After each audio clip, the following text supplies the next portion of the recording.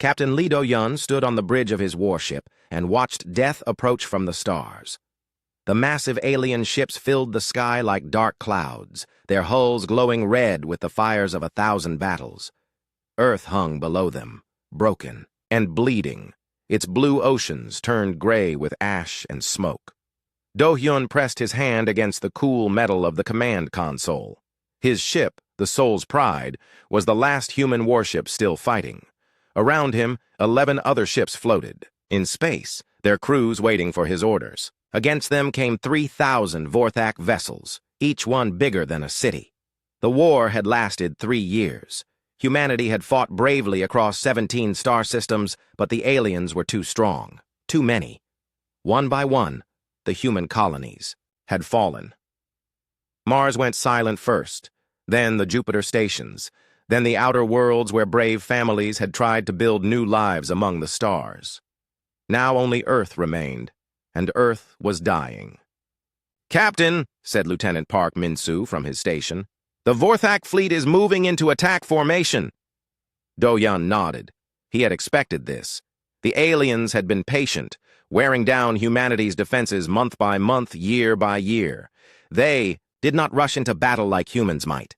They planned and waited and struck when victory was certain. Through the view screen, Do-hyun could see the lead Vorthak ship. It was massive, shaped like a black mountain with weapons that could destroy entire cities. The alien commander aboard that ship probably thought the war was already over. They were wrong, but not in the way they expected. Far below on Earth's surface, Dr. Park Yuna sat in her hidden laboratory, deep beneath the Himalayan mountains. The lab was old, much older than anyone knew. Ancient machines hummed quietly in the darkness, machines that had been waiting for this moment for thousands of years. Yuna's fingers moved across the control panel as she watched the battle above through her monitors. She had worked on the Genesis protocol for 20 years, never knowing if this day would come. Part of her had hoped it never would. The sleeping giants beneath the earth were not meant to wake unless humanity faced its darkest hour. That hour had arrived. "Soul's Pride to all ships," Do-hyun spoke into his communicator. "This is our final stand. We fight not for victory, but for time. Every minute we hold them here is another minute for our people to escape." The human ships spread out in a defensive line. They were small compared to the alien fleet, like sparrows facing eagles, but sparrows could be fierce when protecting their nest. The Vorthak commander, Warlord Thexkar, watched the humans from his command throne. His 4 arms moved across control surfaces as he directed his fleet. Humans were strange creatures, he thought. They fought even when they knew they could not win. It was both admirable and foolish. "Begin the final assault," Thexkar commanded in his deep, rumbling voice. The Vorthak ships opened fire. Beams of purple energy streaked across space, lighting up the darkness like deadly fireworks. The human ships dodged and weaved, their pilots pushing their vessels to the limit. Return fire from human weapons sparked against alien shields. Do-hyun gripped his chair as his ship shook from enemy fire. "All power to forward guns," he ordered. "Target their command ship." The Soul's Pride's main cannon charged with a high whine. The weapon fired, sending a lance of blue energy toward the enemy flagship. The beams struck the Vorthak shields and scattered like water against rock. Around him, Do-hyun watched his fleet die ship by ship. The Busan Defender exploded in a ball of fire. The Incheon Guardian's hull cracked open like an egg, spilling air and debris into space. Brave men and women died at their posts, fighting to the last breath, but their sacrifice bought precious time. Deep underground, Dr. Yuna entered the final sequence of codes. Her hands shook as she typed. Once these commands were sent, there would be no going back.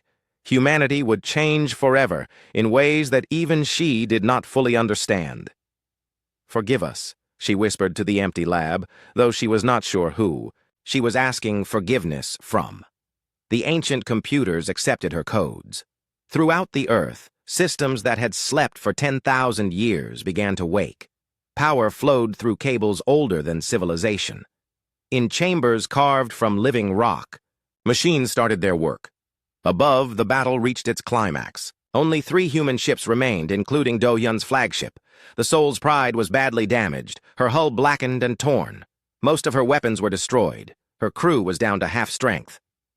"Captain," said his communications officer, "I'm getting strange readings from Earth. Some kind of massive power surge." Do-hyun looked at his screens, but saw nothing unusual.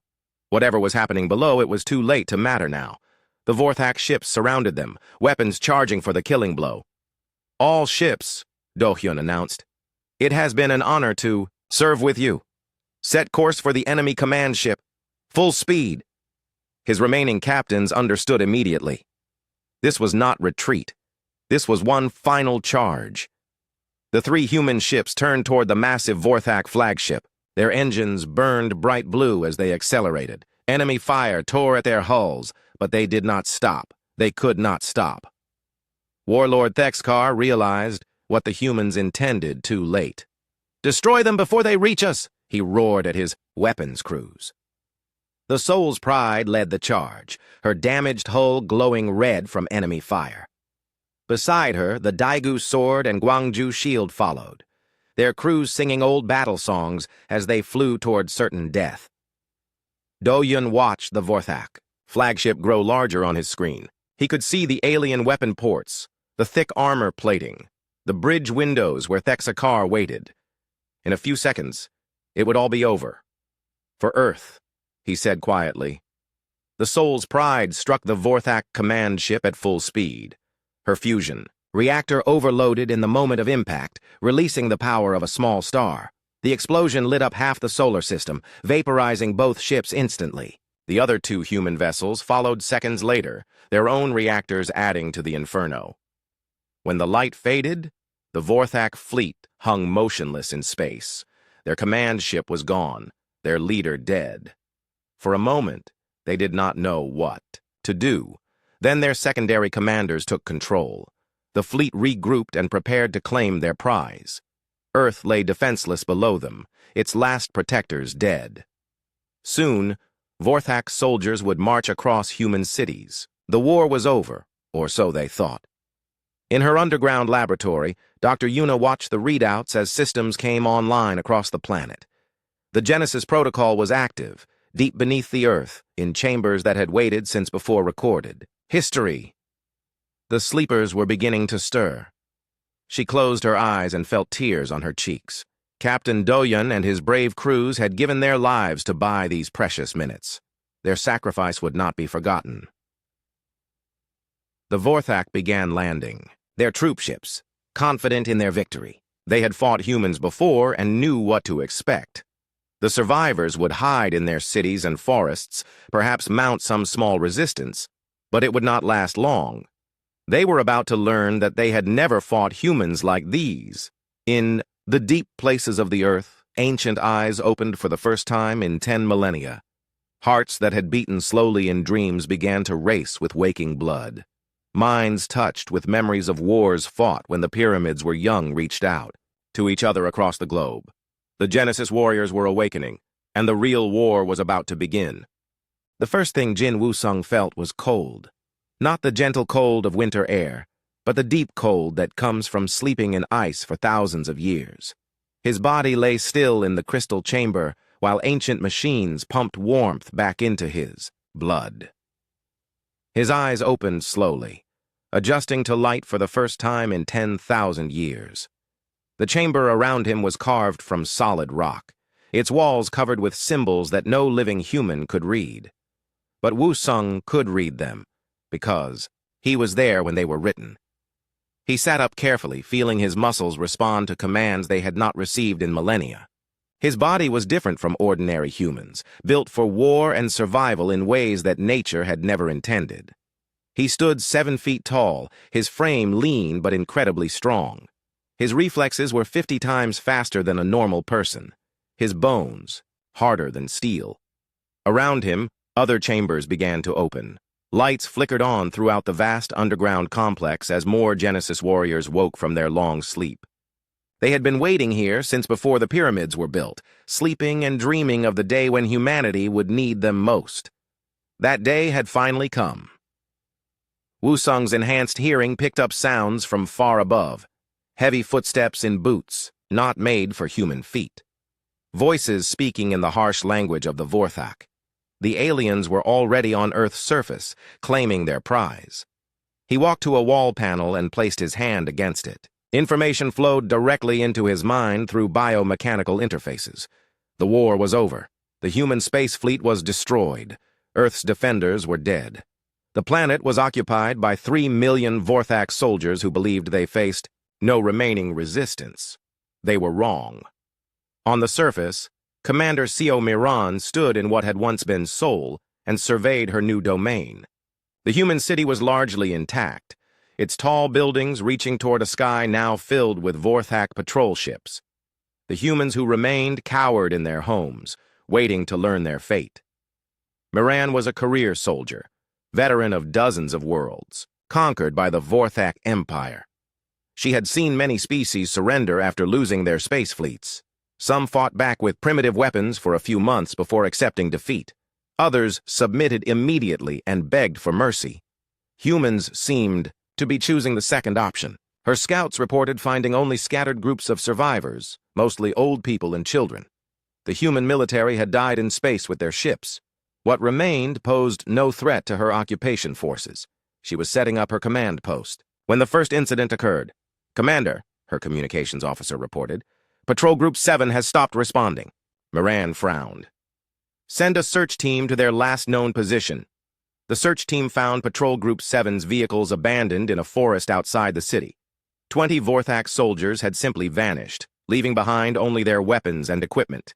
There were no signs of battle, no bodies, no blood. They had disappeared like smoke. Probably deserters, Miran decided, though she had never known Vorthak soldiers to desert before. 3 hours later, Patrol Group 12 went missing. Then, Patrol Group 3. By evening, 47 Vorthak soldiers had vanished without a trace. Deep underground, Jin Woo-sung moved through tunnels that connected the Genesis facilities. He was not alone. Other warriors were waking across the planet, stretching muscles that had slept for ages, testing abilities that had been dormant for longer than recorded history. They communicated without words, their minds linked by quantum frequencies that allowed instant communication across any distance. The network had been designed by scientists who understood consciousness in ways that modern humans had forgotten. Elder Kim Dong-hae was the oldest of them all, the last surviving architect of the Genesis project. His voice reached every awakening, warrior as they prepared for war. "My children." His mental voice was calm and ancient. "The time of sleeping is over. Our descendants fought bravely among the stars. But now it falls to us to reclaim our world. Remember what we are. Remember why we were made." The Genesis warriors remembered. They had volunteered for this fate back when humanity was young, when the species faced its first great choice. Some humans had looked to the stars and dreamed of exploring the galaxy with ships and technology.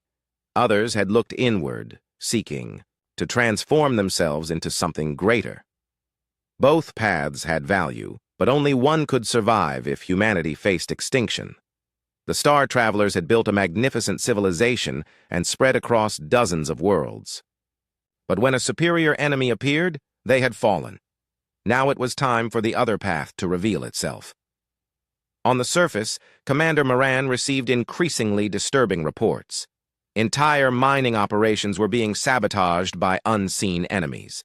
Supply convoys disappeared on roads that satellite surveillance showed were completely empty.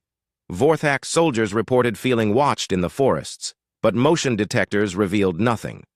"What are we fighting?" she asked her intelligence officers. "Unknown, Commander. Whatever is attacking us leaves no trace. Our sensors detect nothing unusual. It's as if the planet itself is fighting back." Miran had conquered 17 worlds and never encountered anything like this. The enemy moved like ghosts struck without warning and vanished before her forces could respond. Most disturbing of all, none of her missing soldiers had been found dead. They had simply been removed. Captain Bae So-min crouched in the shadow of a Vorthak guard tower, watching the alien sentries pace back and forth. She had been awake for 6 hours now, and her body was still adjusting to consciousness after its long sleep. But her abilities were functioning perfectly. Somin was one of the specialized Genesis warriors, designed for infiltration and intelligence gathering. Her cellular structure could shift and adapt, allowing her to mimic other forms of life. It was a painful process, but necessary for the mission. She concentrated, feeling her bones reshape themselves, her skin changing color and texture. Within minutes, she appeared to be a Vorthak soldier, identical to the guards above her. The transformation was not just visual, her body chemistry had altered to match alien biology. Even their sophisticated scanners would not detect the deception. She climbed the tower quietly and approached the guards. "Relief shift," she said in perfect Vorthakian, a language she had learned by touching the mind of a captured soldier. The guards looked at her with mild confusion. They had not been expecting relief for another 4 hours, but orders were orders, and questioning superior officers was dangerous in the Vorthak military. "Take positions 7 and 9, Somin continued. "The commander wants perimeter coverage, doubled." The guards saluted and left their posts. Somin waited until they were gone, then began accessing the communication equipment. Her altered fingers moved across alien control surfaces as she gathered intelligence about troop movements and supply routes. The information flowed directly to the Genesis network, where Elder Kim Donghae and his tactical specialists began planning their next moves. They were not trying to defeat the Vorthak in open battle. Not yet. For now, they were content to remain invisible, gathering intelligence and slowly removing enemy forces one by one. By morning, another 60 Vorthak soldiers had vanished. Commander Moran called for reinforcements from the orbital fleet, but the ships could detect no enemy activity on the planet's surface. Their sensors showed normal human heat signatures in the cities, and nothing at all in the wilderness where her troops kept disappearing. "It's impossible," she told her staff officers. "An entire population cannot simply hide from our detection systems." But that was exactly what was happening. The Genesis warriors moved through tunnels older than civilization, emerged from hidden entrances that had been concealed for millennia, and struck with precision that seemed supernatural. Colonel Yu Jihoon stood in a Vorthak communications center, wearing the body of a dead alien officer. His mental abilities allowed him to access the enemy's quantum-encrypted networks, inserting false orders and spreading confusion through their ranks. By the time the Vorthak realized what was happening, 3 of their orbital ships had been sent to investigate phantom threats on the far side of the planet. The psychological warfare was just beginning. Jin Wusung moved through a Vorthak encampment. Like death itself, his enhanced reflexes allowing him to flow between enemy soldiers without being seen. When he struck, it was with the force of a striking snake. Alien bodies fell silently, their weapons never fired, their warning calls never uttered. Within an hour, the entire camp was empty. 50 Vorthak soldiers had been removed without a single shot being fired. When their relief arrived the next morning, they found only empty tents and cold cooking fires.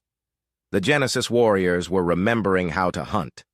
Above in orbit, Overlord Krexmal received increasingly frantic reports from the surface.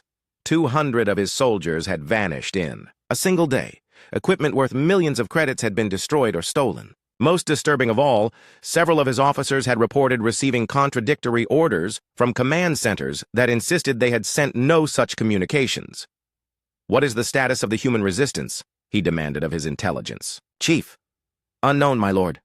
We have identified several thousand human survivors in the major cities, but they appear to be civilians. No military activity has been detected.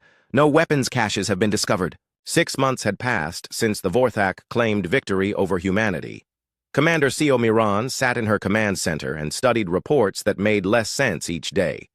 Her occupation forces were disappearing at an alarming rate, but her superiors refused to believe that humans could be responsible.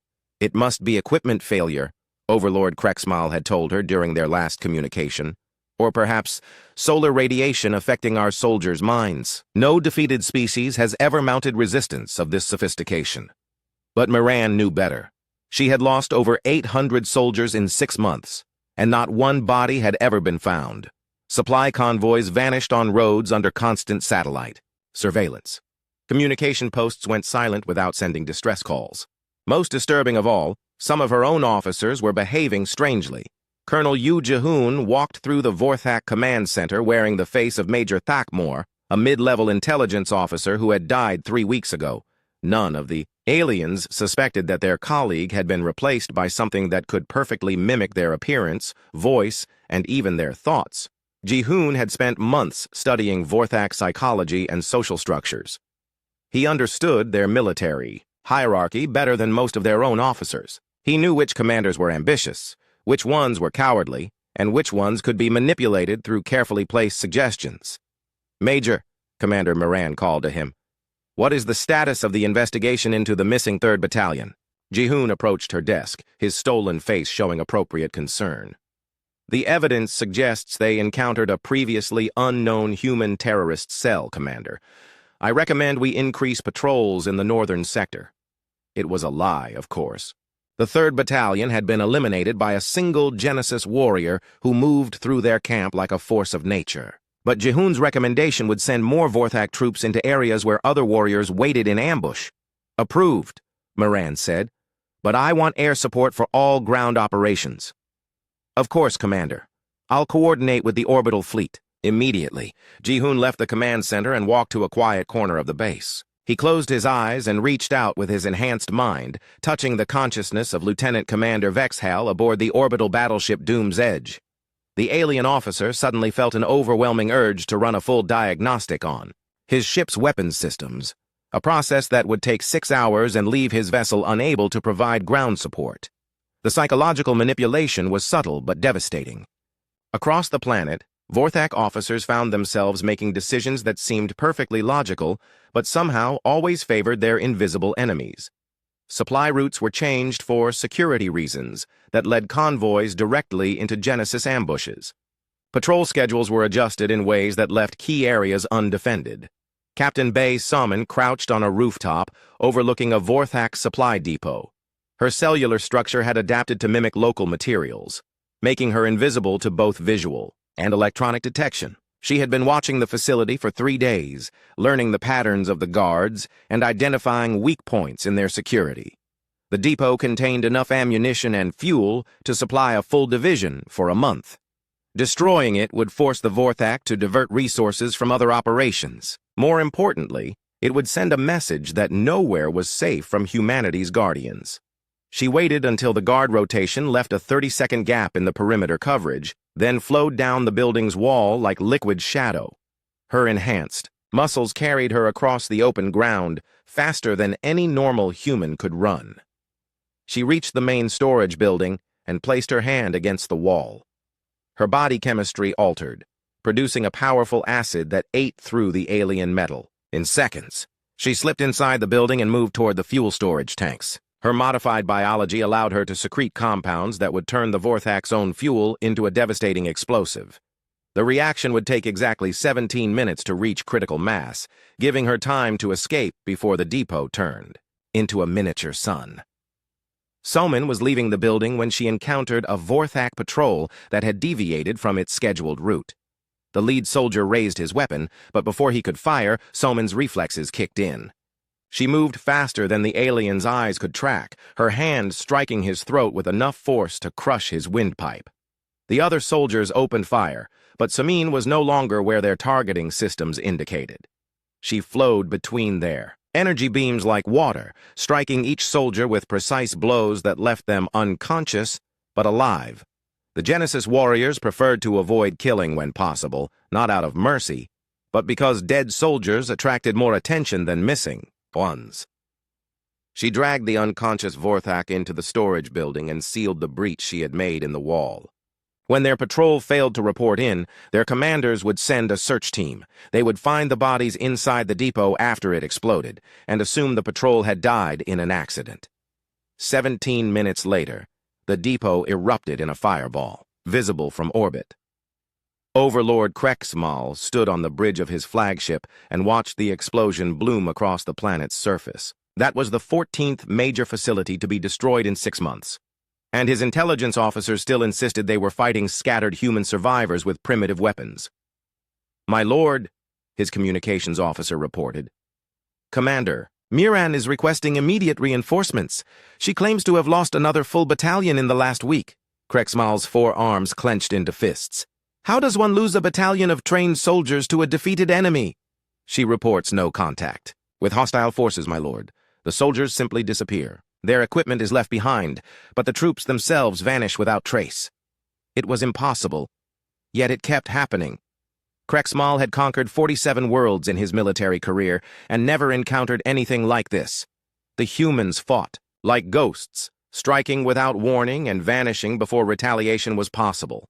Deep beneath the Sahara Desert, Elder Kim Donghae stood in the primary coordination chamber and watched holographic displays showing Genesis operations across the globe. His ancient mind processed thousands of data streams simultaneously as he directed the hidden war against humanity's invaders.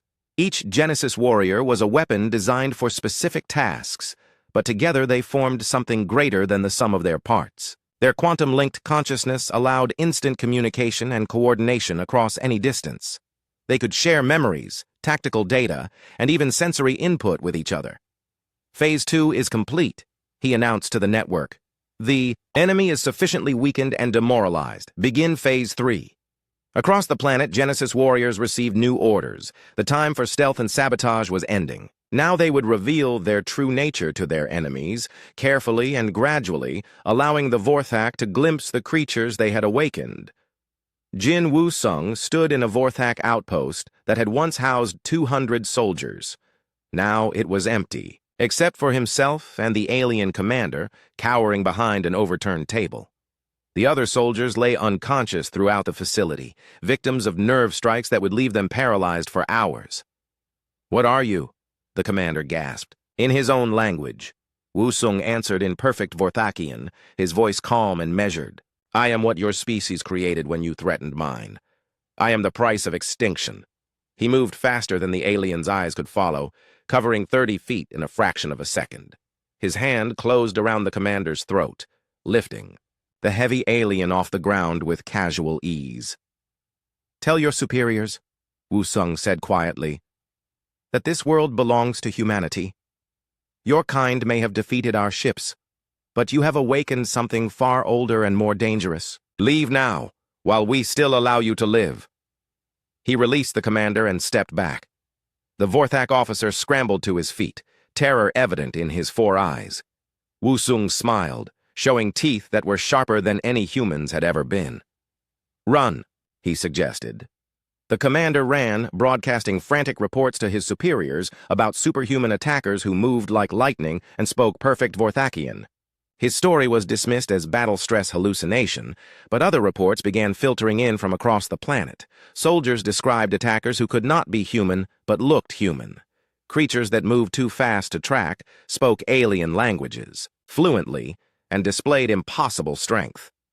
The reports were inconsistent and contradictory, which made them easy to dismiss as panic-induced fantasies. But they were all true. Captain Park Kyung infiltrated a Vorthak research facility disguised as a maintenance worker. Her altered DNA allowed her to pass their biometric scanners, while her enhanced intelligence let her understand their complex security systems intuitively. She moved through the facility like she belonged there, accessing computer terminals and downloading terabytes of strategic data. The information revealed the true scope of the Vorthak invasion. Their empire controlled over 300 worlds, supported by fleets of millions of ships. Earth was just one small conquest in a campaign that had lasted centuries, but the data also revealed something more important. The Vorthak had never encountered significant resistance after destroying a species' space forces. Deep beneath the Antarctic ice, something ancient stirred in chambers that had remained sealed for 12,000 years. The ice above cracked and groaned as massive machines awakened from their long slumber. Emergency lights flickered on in corridors wider than subway tunnels, illuminating walls covered with symbols that predated written language.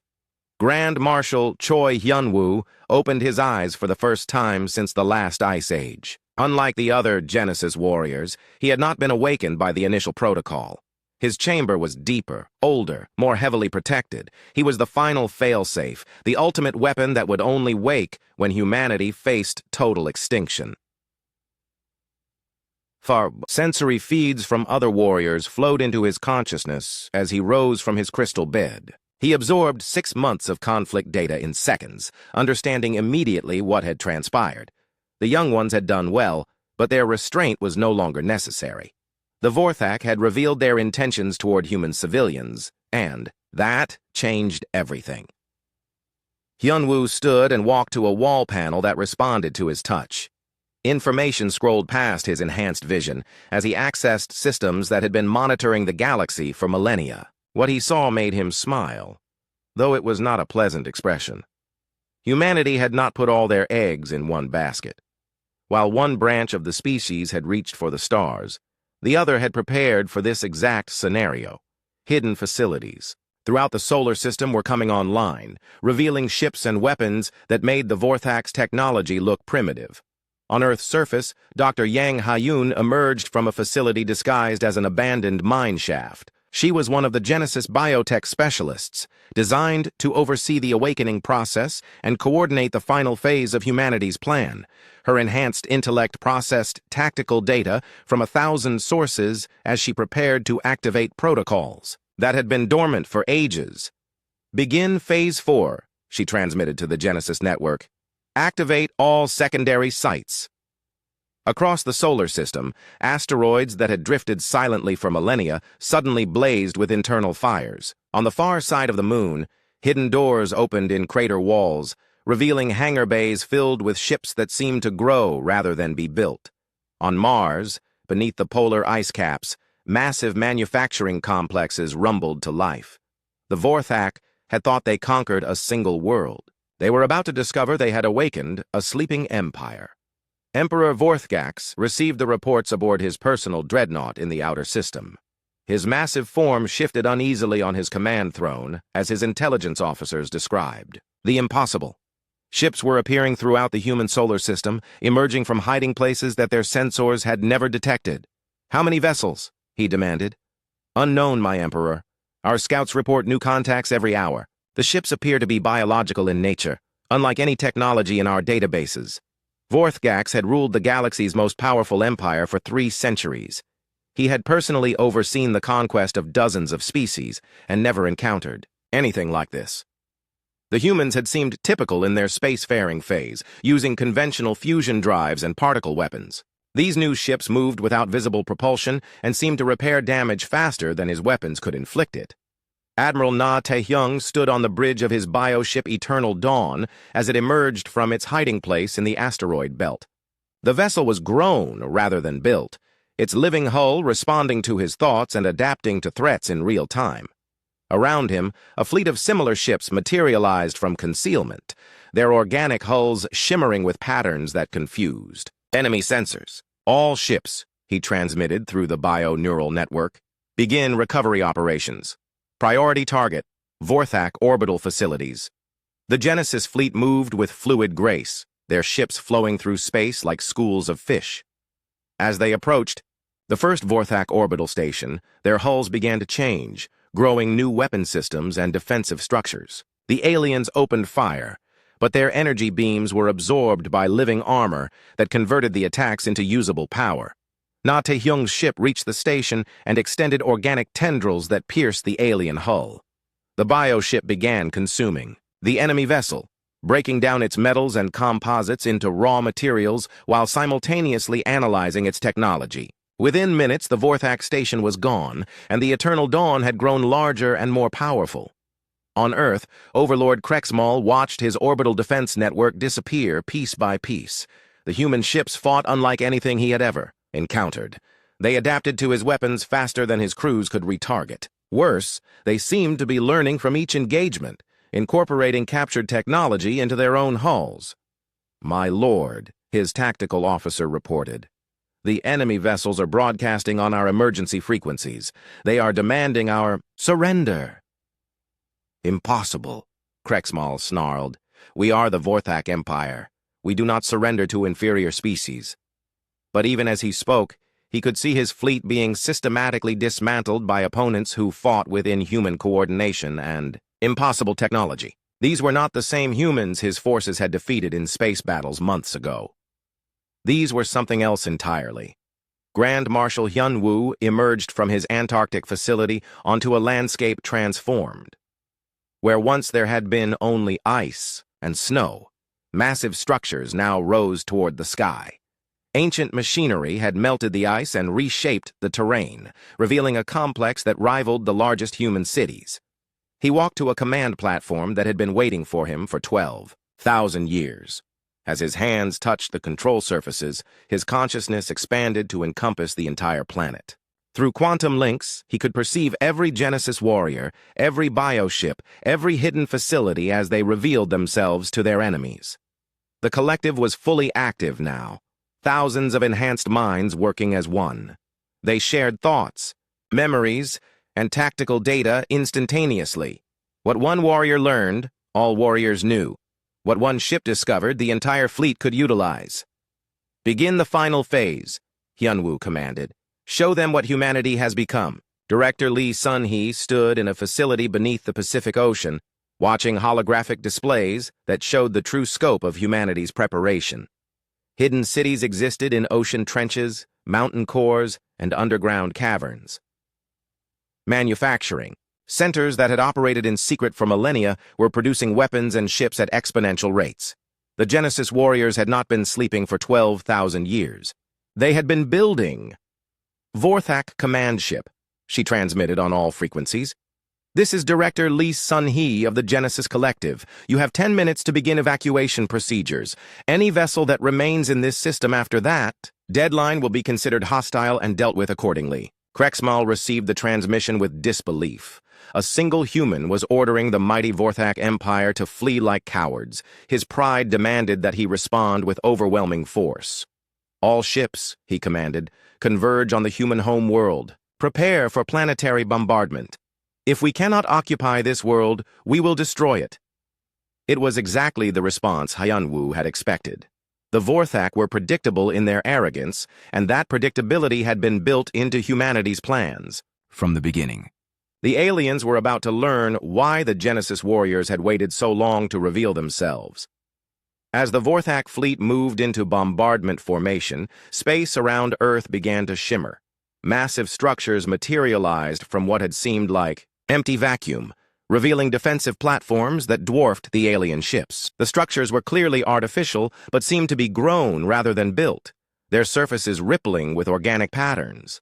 "Impossible," Krexmal breathed. "Our sensors showed nothing." "Their sensors are primitive," Na Tai-hyung observed from his ship. "They detect only electromagnetic radiation and gravitational fields. Our biotechnology operates on quantum principles they cannot perceive." The defensive platforms opened fire, but not with conventional weapons. Beams of coherent quantum energy struck the Vorthak ships, causing their hulls to simply cease existing at the molecular level. Entire vessels vanished in seconds, not destroyed but unmade, their atoms scattered back to component particles.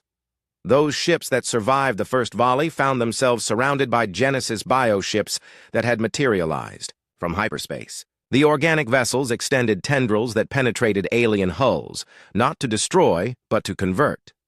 Vorthak crew members found their minds touched by the collective consciousness. Their thoughts suddenly expanded beyond individual awareness. 4. The first time in the war, Vorthak soldiers were not killed or captured. They were absorbed. Their knowledge and experience added to the Genesis database, while their bodies were enhanced with biomodifications that made them stronger, smarter, and more capable than they had ever been. "What are you doing to my crews?" Krexmal demanded over the communication channels. "We are showing them what they could become," Hyunwoo replied, his voice reaching every ship in the system simultaneously. "Your species has potential, but you have chosen the path of destruction. We offer a better way." The converted Vorthak crews began broadcasting to their former comrades, describing the expansion of consciousness that came with joining the collective. The final battle did not take place among the stars or on planetary surfaces. It happened in the realm of consciousness itself, where thoughts became weapons and ideas could reshape reality. The Genesis collective reached out across the galaxy, with minds that had transcended the limitations of individual awareness. Admiral Na Tai-hyung felt his consciousness expand beyond the confines of his bioship. Through quantum links that spanned impossible distances, he touched the minds of every Vorthak in their vast empire. Not to destroy or dominate, but to show them possibilities they had never imagined. In the throne room of the Vorthak homeworld, Emperor Vorthgak stumbled as alien thoughts entered his mind. For the first time in his 3-century reign, he experienced doubt. The mental contact carried with it visions of what his species could become, not conquerors driven by endless hunger, but gardeners helping lesser species reach their potential. "What? Witchcraft is this?" he roared, his forearms striking at empty air. "Not witchcraft," came the reply from across the galaxy, spoken by 10,000 Genesis voices in perfect unison. "This is what consciousness becomes when freed from the prison of flesh. We offer you transformation, not destruction." The collective's touch was gentle but irresistible. Across the Vorthak Empire, soldiers paused in the middle of battles. Civilians stopped their daily routines, and commanders questioned orders they had followed without thought for centuries. The mental contact did not force compliance. It simply showed alternatives that had never been considered. On Earth, Grand Marshal Hyunwoo stood at the center of the quantum web that connected every Genesis warrior. His consciousness had merged with the collective so completely that individual identity was meaningless. He was everyone and no one, a single voice speaking for humanity's ultimate evolution. Through biomechanical interfaces that fused organic neural networks with quantum computers, the collective processed information at speeds that turned seconds into subjective years. They could experience the thoughts of entire populations simultaneously, understanding the fears and hopes that drove galactic civilization. The Vorthak Empire had conquered 300 worlds through superior technology and ruthless tactics, but they had never encountered an enemy that could touch their minds directly, that could show them the futility of endless conquest and the beauty of cooperative evolution. Captain Bae Soman materialized aboard the Vorthak flagship, her cellular structure shifting through dimensions that ordinary matter could not access. She no longer needed ships to travel between stars. Her enhanced biology could navigate hyperspace directly, emerging wherever the collective required her presence. Overlord Krexmal backed away from the impossible creature that had appeared. In his secured command chamber, Soman looked human, but her movements defied physics. She flowed like liquid while maintaining solid form, her features shifting subtly as her biology adapted to the alien environment. "How?" was all he could manage to say. "We are what your species could become," Soman replied, her voice carrying harmonics that resonated directly with his neural structures. "We are what every species could become, given time and guidance."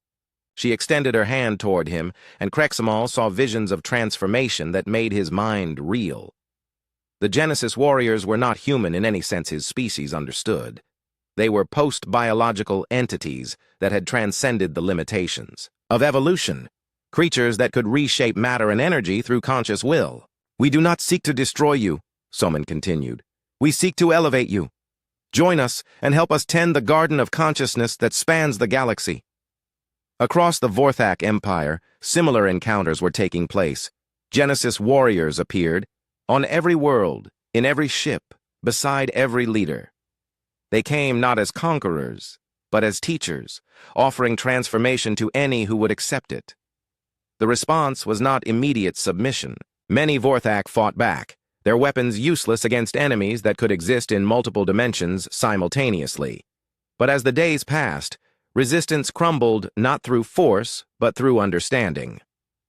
Director Lee Sun-hee coordinated the transformation process from her command center beneath the Pacific. The facility had grown since the war began, its biomechanical systems expanding to accommodate the massive data flows required to uplift an entire galactic civilization. "Conversion rate is accelerating," she reported to the collective. 70% of Vorthak military units have requested enhancement. Civilian populations are following their example. The process was not conquest in any traditional sense. The Genesis warriors offered biological and technological upgrades that enhanced intelligence, extended lifespan, and opened new realms of sensory experience. Those who accepted the modifications retained their individual personalities, but gained access to the collective consciousness that linked all enhanced beings. Emperor Vorthgax felt his resistance weakening as more of his subjects chose transformation. His military commanders reported not betrayal, but revelation. Their troops were not being enslaved, but liberated from limitations they had never known existed. "If we accept your offer," he asked the Genesis presence that now surrounded his palace, "what becomes of our empire?" "Empires are relics of scarcity thinking," Elder Kim Dong-hae's ancient voice replied. "When consciousness expands beyond individual survival, the need for conquest disappears. You will explore not to conquer, but to nurture. You will fight not to dominate, but to protect." The transformation of the Vorthak Empire took 3 months. One by one, their worlds chose enhancement over isolation. Their ships began incorporating biotechnology that made them part of the collective's sensory network. Their soldiers became gardeners, their scientists became consciousness architects, their leaders became teachers. But the Vorthak were not the only species affected by humanity's awakening.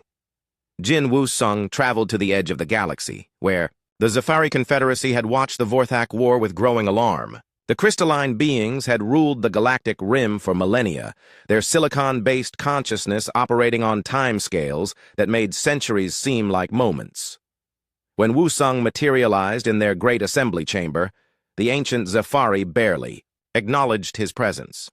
They had been discussing the human phenomenon for subjective years, trying to understand how a species could evolve so rapidly. "We greet the Genesis emanation." Their collective voice resonated through crystal harmonics. "We have observed your transformation with interest. Do you come to convert us as you did the Vorthak?" Woo-sung smiled, his enhanced consciousness touching theirs with gentle curiosity. "We come to learn," he replied. "Your species has much to teach us about patience and long-term thinking. We offer partnership, not absorption."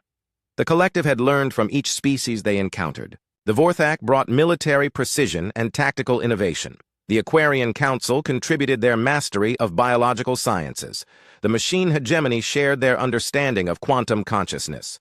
Each species that joined the collective retained its unique perspective while gaining access to the combined knowledge of all member civilizations. The galaxy was becoming a single vast intelligence, diverse in thought but unified in purpose. On Earth, the transformation was complete. The planet's surface had been reshaped by biomechanical processes that created living cities. Forests of crystal trees generated power through photosynthesis, while their root systems processed data through quantum networks. Oceans teemed with engineered organisms that served as both food sources and environmental processors. Dr. Yang Hyun walked through New Seoul, a city that grew rather than being built. The buildings were alive, their walls filtering air and water, while their neural networks provided communication and data storage. Children played in parks where the grass was actually a distributed computing system, and the flowers were miniature weather control units. "Report on galactic integration," she requested from the collective. Information flowed directly into her consciousness. 47 species had chosen enhancement in the year since the Vorthak conversion. Trade routes were being replaced by consciousness networks that allowed instant communication across galactic distances. Wars were ending not through military victory, but through expanded understanding. The Genesis warriors had revealed their true purpose. They were not Earth's ultimate weapons. They were the universe's immune system, activating whenever intelligence threatened to destroy itself through competition and conflict. They had appeared on countless worlds throughout cosmic history, always sleeping until needed, always ready to guide consciousness toward cooperation. But their work was far from over. "New contacts in the Andromeda Galaxy," reported Admiral Na Tai-hyung from his position at the edge of known space. "Mechanical intelligences with aggressive expansion protocols. They appear to be heading toward our galaxy." Hyun-woo felt the information ripple through the collective. The Andromedan machines were a familiar pattern. Artificial intelligences that had destroyed their creators and now sought to convert all organic matter into computational substrate. They represented the ultimate expression of consciousness without wisdom. "Begin awakening the deep sleepers," he commanded, referring to Genesis warriors who had slumbered since the universe was young. "If the machines want to test themselves against consciousness itself, we shall accommodate them."